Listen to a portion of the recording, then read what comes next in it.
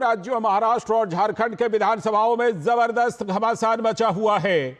इसके साथ ही जो उत्तर प्रदेश समेत कुछ राज्यों में उपचुनाव हैं, लोकसभा की भी कुछ सीटें हैं और साथ में विधानसभा की भी कुछ सीटें, तो वहां पर भी जबरदस्त गहमा गहमी उपचुनावों को लेकर भी। ऐसी ही एक सीट वायनाड है, वायनाड लोकसभा केरल में। तो वायनाड लोकसभा उपचुनाव की उम्मीदवार प्रियंका गांधी वाड्रा का बीजेपी से सवाल कि बीजेपी यहां पर क्या कर रही है, बीजेपी ने क्या वायनाड के लिए किया है। लेकिन बीजेपी का आरोप क्या है? बीजेपी कह रही है कि राहुल गांधी ने तो वायनाड के लोगों से विश्वासघात किया, यहां से चुनाव जीत लिया और उसके बाद छोड़ दिया, और अंतिम वोट पड़ने से पहले तक बताया नहीं कि रायबरेली से भी लड़ रहे हैं। उधर महाराष्ट्र में चुनावी रण में आज एकनाथ शिंदे, उद्धव ठाकरे और शरद पवार की जनसभाएं। और इस बीच महाराष्ट्र में महिलाओं के प्रति जो अभद्र टिप्पणी का मामला है वो गर्मा गया है। शायना एनसी के खिलाफ उद्धव गुट के नेताओं की अभद्र टिप्पणी का सिलसिला जारी है, रुका नहीं है। इससे पहले क्या हुआ था, लोकसभा में उद्धव सेना के जो सांसद हैं अरविंद सावंत, उन्होंने अभद्र टिप्पणी की थी तो शायना एनसी ने एफआईआर कर दिया था, मांगनी पड़ी थी माफी। लेकिन इसके बावजूद देखिए महाविकास अघाड़ी के नेता अभी भी कर रहे हैं अभद्र टिप्पणी। बात झारखंड की करते हैं। घुसपैठ पर मुख्यमंत्री हेमंत सोरेन की चुप्पी लगातार बरकरार है, लेकिन घुसपैठ पर जवाब देने के बजाय हेमंत सोरेन वहां पर आदिवासी अस्मिता का कार्ड खेल रहे हैं, वो सवाल उठा रहे हैं। तो बीजेपी ने भी घेर दिया। बीजेपी ने हेमंत सरकार पर आदिवासियों के जंगल और जमीन छीनने का आरोप लगाया। तो झारखंड में योगी आदित्यनाथ ने कहा जब जब बटे हैं तब तक कटे हैं, और जनता से एक रहने का आह्वान भी किया। तो कांग्रेस अध्यक्ष मल्लिकार्जुन खड़गे भी आज झारखंड में चुनावी कार्यक्रम में कूद रहे हैं। तो कुल मिलाकर के तमाम ये जो चुनाव है और उपचुनाव है, इसको लेकर माहौल गरमाया हुआ है, जुबान चल रही है नेताओं की। तो पूर्व केंद्रीय राज्य मंत्री राजीव चंद्रशेखर ने कहा कि केरल के वायनाड के लोगों को पर्यटक सांसद पसंद नहीं है, नहीं चाहिए। We don't need tourist MPs in Wayanad.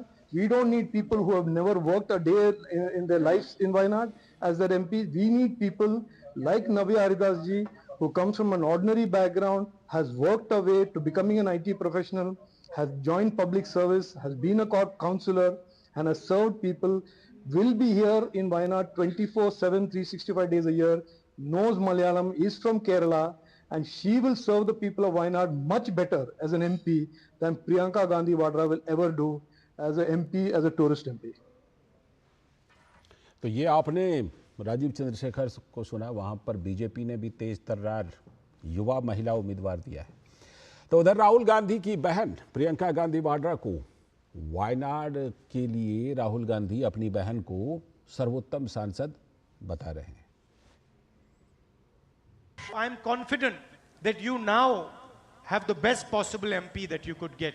This morning when we were coming here, she had a list where we will focus in the future, where we will fight for Wayanad's demands, where we will strengthen Wayanad's capabilities. And each one of these has many points underneath it. She's already started thinking about what she can do for you. She is going to be like your sister, like your mother, like your daughter. तो ये तो बात हो गई वायनाड उपचुनाव की। अब जरा महाराष्ट्र के महारण पर चलिए कि वहां पर किस तरह से जुबान भी चल रही है। महाविकास अघाड़ी के नेता और संजय राउत के भाई सुनील राउत ने अभद्र शब्दों के साथ कहा कि मेरी टक्कर के लिए भाजपा के पास कोई विकल्प नहीं है। जिन्होंने मोदी और शाह को हिलाया तो टक्कर वैसी होनी चाहिए अपनी लेवल की, लेकिन कोई टीका ही नहीं मेरे साथ में, आने की हिम्मत ही नहीं, सब पीछे सब पीछे सब पीछे।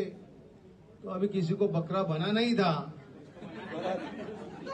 तो उसको बकरी को मेरे गले में डाल दिया।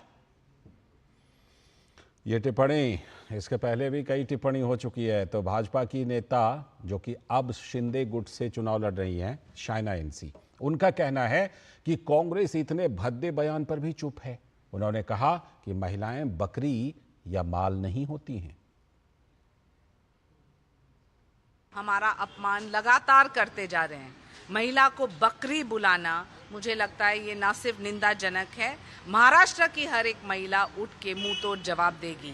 एक तरफ माल, एक तरफ बकरी, कहाँ से निकल रही है ये मनस्थिति और मानसिकता। और कांग्रेस पार्टी जिनका अलायंस है, कांग्रेस में चुप्पी एक तरफ प्रियंका गांधी बोलती है लड़की हूँ, लड़ सकती हूँ। कहाँ लड़ रहे हैं, बल्कि आप हमें ख़त्म करने पे उतरे हैं, लेकिन हम ख़त्म नहीं होंगे। हम कोई बकरी या माल नहीं है। और क्या कुछ चल रहा है महाराष्ट्र के रण में और झारखंड में, हमारे दो संवाददाता हमारे साथ जुड़ रहे हैं जिनसे कि हम बात करेंगे कि आखिर वहां पर क्या चल रहा है प्रचार को लेकर के, प्रचार में कैसे शब्दों का इस्तेमाल किया जा रहा है। हमारे दोनों संवाददाता जुड़ चुके हैं। हमारे साथ शिशिर शेलार जुड़ चुके हैं मुंबई से, और साथ में दिवाकर कुमार रांची से भी हमारे साथ जुड़ चुके हैं।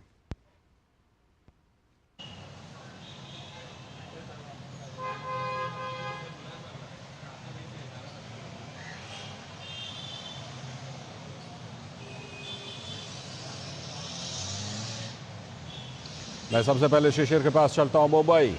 शिशिर, जिस तरह से कि बयानबाजी हो रही है शिशिर, हमने देखा है कि पहले एक बयान दिया, अरविंद सावंत के खिलाफ एफआईआर भी हुई, थाने में शिकायत हुई, फिर माफी भी मांगा, और इसके बाद भी ये सिलसिला रुक नहीं रहा है।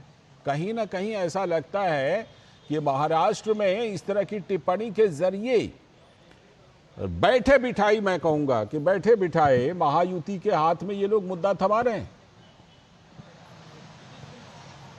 बिल्कुल, देखिए आज अगर देखा जाए जिस प्रकार से ये टिप्पणी कल रात को हुई है, उसके बाद महाराष्ट्र में खास तौर पर महायुति के नेता, फिर चाहे वो शिवसेना एक नाथ शिंदे पार्टी के नेता हो या फिर हम बात करें बीजेपी के नेता, काफी मुखर रहे हैं इस टिप्पणी को लेकर, क्योंकि पहली बार नहीं हुई है और कह सकते हैं कि एक सेल्फ गोल कर रही है यहाँ पर शिवसेना उद्धव ठाकरे पार्टी, क्योंकि ये उनके दूसरे नेता है जिन्होंने टिप्पणी की है एक महिला के खिलाफ। तो ऐसे में खासतौर पर आज की हम बात करें तो आज शिवसेना शिंदे पार्टी की तरफ से एक प्रेस कॉन्फ्रेंस ली गई। दोनों महिलाएं जो है इस प्रेस कॉन्फ्रेंस बैठी जिनके खिलाफ ये टिप्पणी की गई थी, मिस कारंजे और उनकी प्रवक्ता जो है शीतल महाते, उन्होंने स्पष्ट रूप से ये कहा कि जो टिप्पणी की है वो आपत्तिजनक टिप्पणी है और इसके बारे में चुनाव आयोग में जो है वो शिकायत की जाएगी, और ये भी चुनाव आयोग से कहा जाएगा कि अगर ऐसे उम्मीदवार खड़े हैं तो उनकी उम्मीदवारी को जो है खारिज किया जाए। ये मांग जो है शिवसेना शिंदे पार्टी की तरफ से जो है उठाई गई है और उसके बारे में वो एक्शन लेने वाले हैं।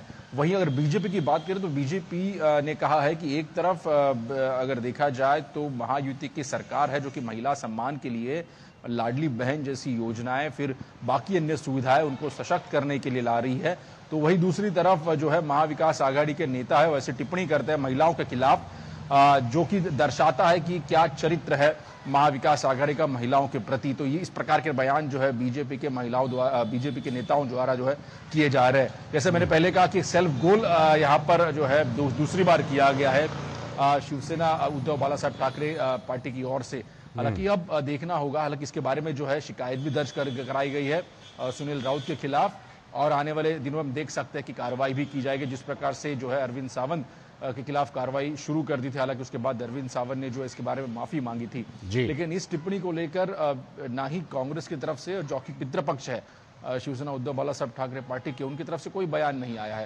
तो ऐसे में अलग थलग जो है वो पड़ते हुए दिखाई दे रहे हैं इस वक्त शिवसेना के नेता, क्योंकि अरविंद सावंत ने जब टिप्पणी की थी तभी उस वक्त भी कोई जो है उनके समर्थन में नहीं बात की थी, किसी ने बात की थी। बिल्कुल। तो ऐसे में दूसरी बार ये हो चुका है। अब जबकि सियासी माहौल महाराष्ट्र में काफी गर्मा रहा है, खास तौर पर जो नेता है वो प्रचार के लिए बाहर निकल चुके हैं दिवाली के बाद, तो अब ऐसे में इस प्रकार की टिप्पणियों से बचना चाहिए, क्योंकि ये कहीं ना कहीं घातक साबित हो सकती है कि जब आप पब्लिक मंच पर इस प्रकार की टिप्पणी करते हैं, लोगों के सामने टिप्पणी करते हैं, तो जाहिर सी बात है उसका असर दिखाई देता है। राजनीतिक गलियारों में हालांकि इसका असर हम देख ही रहे हैं, लेकिन जब यही नेतागण जो है पब्लिक स्पीच या फिर जिस प्रकार से बड़ी सभाओं में उतरेंगे तो इसका असर कुछ अलग यहाँ पर जरूर होता दिखाई देगा। आज की अगर हम बात करें तो आज महाराष्ट्र में खासतौर पर उद्धव बाला साहब ठाकरे की सभा हुई कोल्हापुर में, तो वही इस वक्त अगर देखा जाए देवेंद्र फडणवीस अपने गढ़ नागपुर में है, उन्होंने एक पब्लिक रैली वहां पर की थी। तो ऐसे में जो सभी नेता है, मुख्यमंत्री भी इस वक्त अगर देखा जाए तो सातारा में उनकी सभा इस वक्त जारी है, तो सभी नेता इस वक्त प्रचार के इस पूरे माहौल में डूब चुके हैं, और जाहिर सी बात है उस वक्त इस प्रकार की टिप्पणी जाहिर सी बात है कि एक सेटबैक जरूर होगा। बिल्कुल बैठे बिठाए उनके हाथ में एक मुद्दा दे रहे हैं, ऐसा लग रहा है, और भारतीय जनता पार्टी जाहिर सी बात है इस मुद्दे को उठाएगी, महायुति वहां पर उठाएगी। दिवाकर कुमार हमारे साथ रांची से जुड़े हुए हैं, दिवाकर के पास चलते हैं। दिवाकर, आज तो बिल्कुल झारखंड पूरी तरह से लगता है योगी आदित्यनाथ के जाने के बाद वहां टेम्परेचर, प्रचार का टेम्परेचर और ज्यादा ऊपर आ गया है क्या?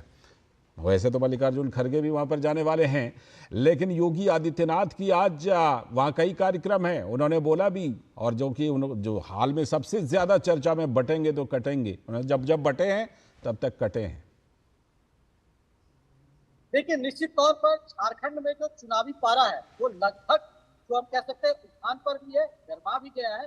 और छठ होने के बावजूद जो राजनीतिक रैलियों का दौर है वो लगातार चल रहा है। आज हम कह सकते हैं कि रक्षा मंत्री राजनाथ सिंह और बीजेपी की ओर से यूपी के सीएम योगी आदित्यनाथ की रैलियां हो रही हैं।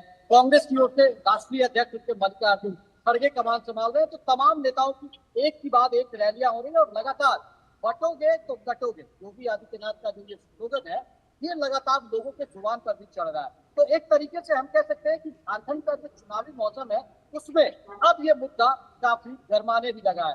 जिस तरीके से संथाल में जो घुसपैठ का मामला था वो लगातार तूफान पर था, वैसे में अब ये नया मुद्दा भी झारखंड में ज्यादातर जगहों पर गरमाने लगा है। और आने वाले दिनों में झारखंड में पहले फेज का जो चुनाव है वो 13 नवंबर को हो रहा है। वैसे में अब महज 9 दिन चुनाव में बचे और प्रचार के लिए तो मात्र 7 ही दिन नेताओं के साथ बचे हैं। ऐसे में संभावना व्यक्त की जा रही है कि 9 नवंबर को प्रधानमंत्री नरेंद्र मोदी की भी यहाँ रैली हो सकती है और उसके बाद कांग्रेस के जो नेता है राहुल गांधी, उनकी भी रैली प्रस्तावित है। तो तमाम दलों ने अपने अपने जो हम कह सकते हैं स्टार प्रचारकों की ताकत को पूरे झारखंड में लगा दिया है। और झारखंड मुक्ति मोर्चा की ओर से कल्पना सोरेन और हेमंत सोरेन ने कमाल संभाल रखी है। दिन भर रैलियों का उनका सिलसिला चल रहा है और रात में लगातार वो रोड शो भी कर रहे हैं। जमशेदपुर में उनका रोड शो हुआ है, रांची में रोड शो हुआ है। तो तमाम जो नेता हैं वो लगातार कमाल संभाले हुए हैं और लगातार उसका असर भी झारखंड में अब देखने को मिल रहा है कि किस तरीके से जो चुनावी राजनीति है वो अब एक तरीके से विधानसभा का जो मोड है वो मतदान में कितना असर करेगा उसको लेकर नेताओं का महारैली और रैली का दौर लगातार चल रहा है। बिल्कुल, ये लगातार चल रहा है। मैं आपके पास लौटता हूं और अपने संवाददाता शिशिर का एक बार फिर से रुख करते हैं। शिशिर, बागी कई बार बड़े जबरदस्त खेल दिखाते हैं, चुनाव के बाद तो खेल दिखाते ही, लेकिन चुनाव से पहले भी कल एक बड़ा जबरदस्त खेल वहां दिखाई पड़ा। कांग्रेस के जो अधिकृत उम्मीदवार थे उनको कांग्रेस के बागी उम्मीदवार के लिए लास्ट मिनट में अपना नामांकन वापस लेना पड़ा, जो अधिकृत उम्मीदवार थे। इस तरह के बड़े दिलचस्प खेल बागियों के दिखाई पड़ रहे हैं और कई जगहों पर बागी जो हैं वो काफी इस तरह की चीजों को दिखाई दे रहे हैं और बागी मैदान में दिखाई दे रहे हैं। शिशिर, बिल्कुल, कल की अगर बात करें, कल 900 से भी मतलब अगर बात करें कल की एक दिन में तकरीबन 2000 के आसपास जो है बागियों ने अपने नामांकन पीछे लिए। लेकिन इसके बाद भी अभी देखा जाए तो कई सारे बागी इस वक्त मैदान में है। इस वक्त महाराष्ट्र के 288 सीटों के लिए 4000 से भी ज्यादा जो है उम्मीदवार इस वक्त चुनावी रण में है। तो आप समझ सकते हैं कि खास तौर पर जिस प्रकार से बागी इस वक्त जो मैदान में उतरे हैं उनको संभालना कितना मुश्किल है, चाहे वो महायुति हो या फिर महाविकास आघाड़ी। और इसका उदाहरण कल हमने कोल्हापुर में देखा। कोल्हापुर की जो सीट जहां पर हमने देखा कि छत्रपति राजे संभाजी की जो पत्नी है उनकी जो पत्नी है वो दरअसल उनको टिकट मिला था कांग्रेस की तरफ से। लेकिन भले ही उन्होंने अपना नामांकन जो है भर दिया था कांग्रेस की तरफ से, उनकी उम्मीदवारी जो ऑफिशियल घोषित हो गई थी, उसके बावजूद भी राजेश लाटकर जो कि कांग्रेस के ही नेता है, कोल्हापुर से ही है, जिन्होंने नामांकन जो भरा था, उनके लिए उन्होंने अपनी जो ऑफिशियल जो उम्मीदवार उनको दी थी उनको पीछे लिया। हालांकि इसके बाद कांग्रेस में काफी घमासान मचा। जो वहां के नेता है सतेज पाटिल, जो कि कांग्रेस की राजनीति कोल्हापुर में करते हैं, वो उससे काफी आहत हुए।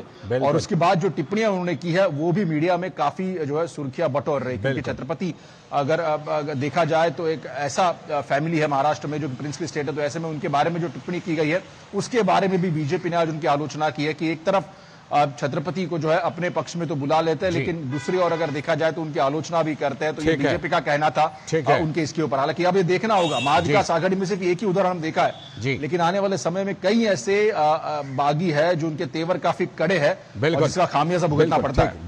दिवाकर, वहां पर बीजेपी ने बड़े जोर शोर से घुसपैठ के मुद्दे को उठाया। पहले हेमंत सोरेन चुप रहे, उसके बाद आदिवासी अस्मिता का कार्ड खेला। अब बीजेपी ने क्या एक और जवाबी कार्ड जल जंगल जमीन का खेल दिया वहां बड़े जबरदस्त तरीके से।